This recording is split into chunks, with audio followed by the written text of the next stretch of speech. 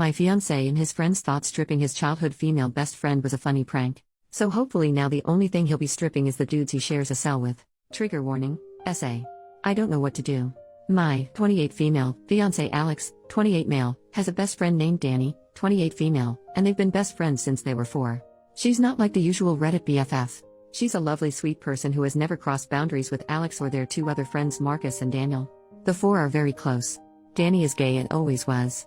She is very much a woman but likes to dress in jeans and t-shirts and not in any feminine clothing. She is lean, tall, has short hair, and is just one of the boys in a lot of ways. This weekend was Alex's bachelor party. All 4 plus 2 other of Alex's friends went along. It was to a coastal town that's well known for hosting bachelor and bachelorette parties, but there's no strip club or anything.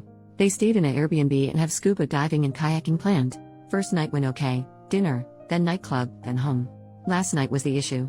They did the nightclub and headed back to the house. Marcus and Daniel, who are both single, brought back 2 girls from the nightclub and got busy in their bedrooms.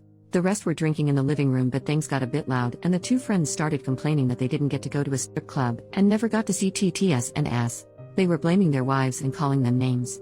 Danny told them to shush as it was ruining the mood, and they both thought it would be funny if they saw Danny's body exposed to make up for it. The thing is, Alex joined in and they stripped her. She was screaming loudly and Marcus and Daniel came running and rescued Danny and put her in the bedroom with the girls and had a fight with the 3 men. Daniel doesn't drink due to a chronic medical condition and the medication he is on. So they packed up and took Danny and the 2 girls and left the other 3. Danny was hysterical and Marcus wanted her to go to the police, but she wouldn't. She was afraid to go home, so they ended up dropping the girls off and taking Danny to her parents' house, which was an hour away.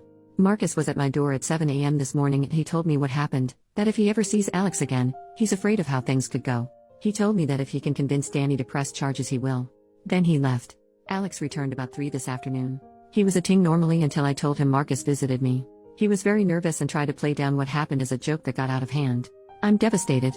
I heard him out, but he knew I wasn't accepting what he was saying. I told him Danny may be going to the police and he got very panicked and pale. He said she had him blocked and he wanted to go talk to her. I told him she wasn't at her place as she was too afraid that he or his buddies would turn up there. I asked him to leave and he didn't want to go, but I insisted. He was crying, saying it was a prank that got out of hand. I heard him out only as a courtesy to our 2-year relationship, but I'm done. I don't know this man.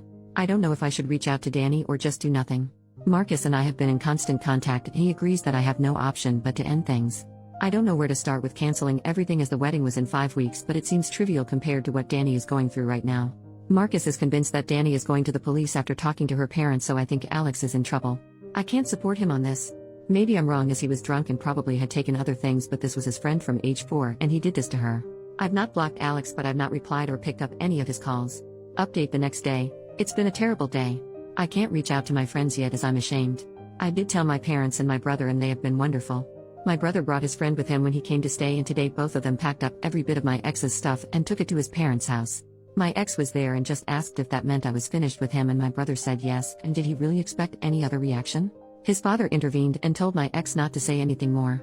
He told my brother to tell me to contact him on canceling the wedding. I'm not contacting his father ever. My parents are handling canceling the wedding, and my father got into my cousin, who is a lawyer, and he is going to help and advise me as needed. I have to disentangle myself from ex on Lisa's bank account savings and such, although my brother made me transfer all of my money from joint account savings and daily accounts to my own account. It's a mess. I tried to ring Danny, but she isn't up for speaking to anyone, so I just text her that I was there for her and that I had broken up with Alex. She hasn't replied and I don't expect she will.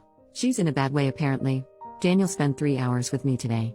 There's a lot going on, but I'm afraid to say too much for fear of damaging any court case.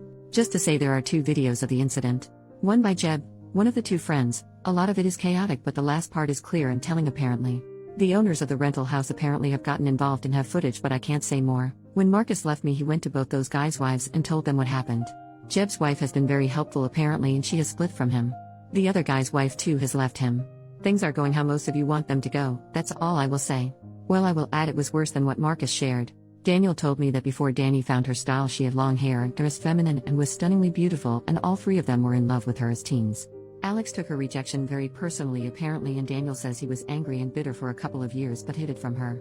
The thought he had gotten over it, but Daniel feels this smacks of revenge against her. Scary if this is true. I have and continue to receive hundreds of texts from Alex. He told me his father told him to stop texting me, but he can't. I haven't replied or blocked based on advice. This is very hard and I don't know what way all this is going to end up. Sorry about any mistakes and typos, I'm not doing well. If there's more I will post again if I'm able. Second update 3 days later, I got a call from Danny. Daniel has been ever present, and I'm guessing it was because he knew she was going to call. There's a lot more to the story. The first night was normal as I said, but in the Saturday, Alex, Jeb, and their friend decided not to go scuba diving with Danny, Daniel, and Marcus. Danny was feeling very hungover and gave up after an hour and went back to the Airbnb. She walked into the living room to find all three guys engaging in intimate acts with two women. Jeb shouted at her to get out as this was costing them a fortune. The women were escorts. She left and went back to the boat and only told Marcus what she saw. When they all went back later, Alex told her to not tell me as it was just his last bit of freedom. She told him she was disgusted with him and that he wasn't free. She told him she would have to think about what to do. Marcus convinced her to stay another night as he and Daniel had met the two girls the night before and were seeing them again that night, and if Danny wanted to leave then Daniel would have to take her as he was her ride and there wasn't public transport in the tiny town. So Alex cheated as did the other two. Marcus told their wives that morning but not me. He was going to do it in stages as he knew I was in shock. The actual assault went further than Marcus told me also. And while Alex hadn't actually done anything beyond pulling off her clothes, unlike the other two, he stood by and watched and did nothing to help her. She said she thought he had taken shrooms earlier but couldn't be sure. Marcus and Daniel did rescue her but things had already escalated. She went to the police immediately after she got to her parents.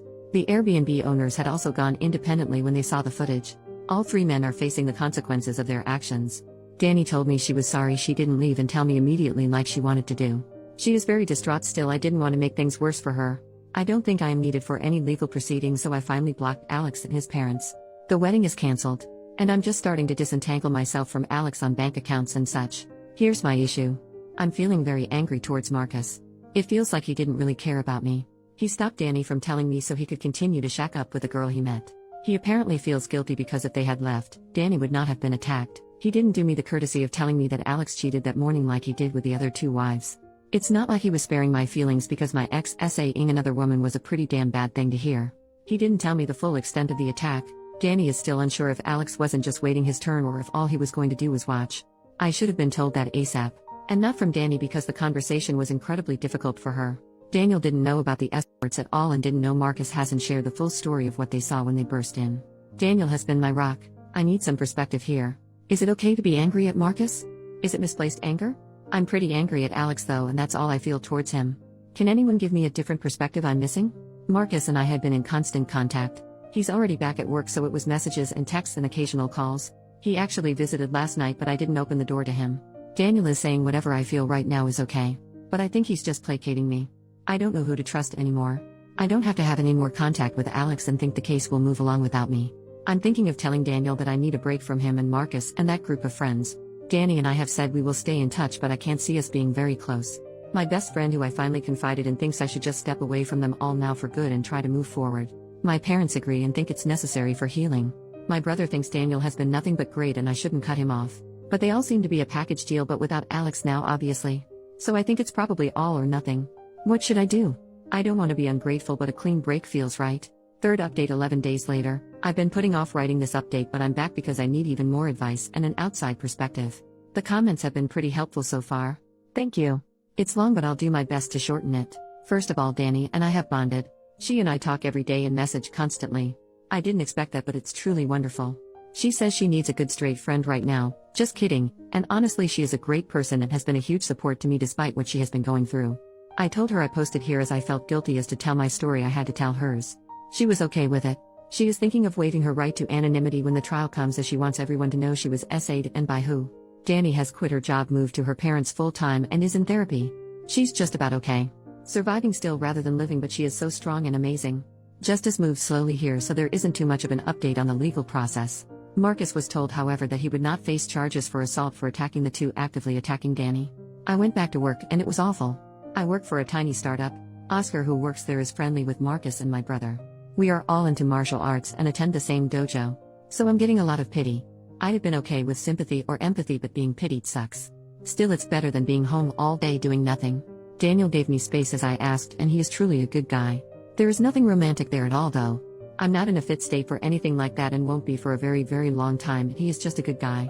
No ulterior motives. We text a bit and he is in a lot of contact with Danny as well. I got a letter in the mail from Alex. He said he held out hope while I hadn't blocked him, but once I did he was distraught. He told me he doesn't want to freak me out by turning up in person, and I know that wouldn't look good for him anyway, but he just wanted to tell his side of the story. He said he was pressured into doing stuff with the escorts and he only got head. The other two were really pressuring him to do more, but he didn't and says he regrets even doing that. He admits he was angry at Danny because she told him he either told me about the cheating or she would, but he knew he was totally in the wrong. He knew I would dump him for cheating, so he took everything he could get his hands on. He's not even sure what he took, and while he remembers pulling off Danny's shoes, he doesn't remember anything else. So he was just peer pressured and drunk and high, and did nothing wrong at all basically. I was just disgusted to read this. His total lack of accountability is just sickening. I'm not responding to him ever. Any future mail goes unopened into the trash. I'm in therapy, but it's early days and I'm not seeing progress yet. That leaves me with Marcus. He knows I've been angry with him and he is desperate to talk it out. I probably feel too much anger towards him but find it hard not to. He is still feeling very guilty over making Danny stay. I don't understand why I feel so angry towards him. It's not on the level of anger I feel towards Alex by any means, but I'm still hesitant to talk to him. I think he made mistakes, but in my heart I know he was dealing with a lot that morning, but I just wouldn't have been there when Alex got home if I had known the truth. I feel Marcus should have told me everything, as I was the one who had to face Alex alone. I know I should hear him out, but I'm finding it very hard. How can I get past this? I want to clear the air with him even if we are never friends, and me cutting him out is really having a terrible effect on him. I know he rescued Danny and has been constantly checking up on her. I know he can be a good guy, but part of me feels he wasn't all good that weekend. I don't know. I haven't touched this in therapy as we are just starting and are talking about Alex. I need advice on how to deal with this. I wanted to give it some time, but Marcus' mental health is pretty poor, and maybe by not meeting him I am just making him worse. How can I find it in me to just bite the bullet and hear him out? Why am I so angry with him? How can I move past this? I don't want to be angry at him. I'm so exhausted from being angry at him and at Alex, and I want it to stop, at least towards Marcus. But it won't. Help. I'm visiting Danny for the weekend that should have been my wedding. We are going to have a LOTR's marathon and her mother is making a cheesecake. My own family have been wonderful in every way, but Danny is truly why I'm still standing.